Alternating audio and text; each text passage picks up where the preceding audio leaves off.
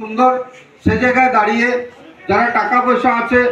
তারা হয়তো তাদের ছাত্রছাত্রীকে সেখানে পড়াতে সক্ষম হচ্ছেন, কিন্তু গরিব শ্রেণীর যারা মানুষ, বিপিএল লেভেলের যারা মানুষ, সেখানে আজকে ডন বস্কো বা অন্যান্য যে স্কুলগুলো রয়েছে, হলি ক্রস স্কুল রয়েছে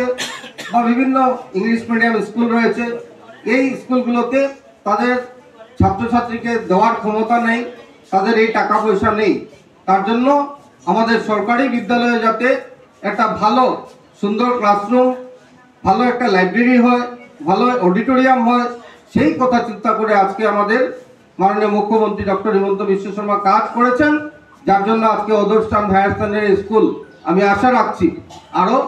5-6 মাসের মাথায় আমরা একটা সুন্দর বিল্ডিং এখানে দেখতে পাবো, আর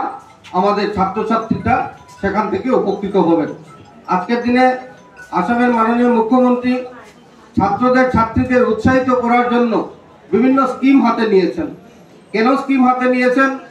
শুধু রাস্তাঘাট সেটা ঠিক করলে হবে না, রাজ্যের ছাত্রছাত্রীরা বড় হয়ে একদিন এই রাজ্যের মেরুদণ্ড, ওরা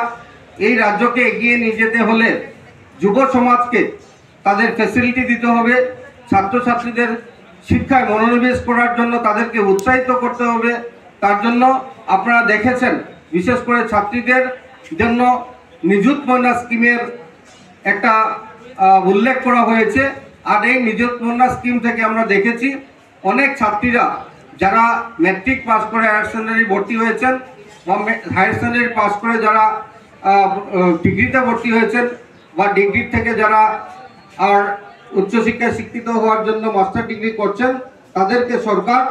1000 টাকা করে মাসে 10,000 টাকা বা 1200 টাকা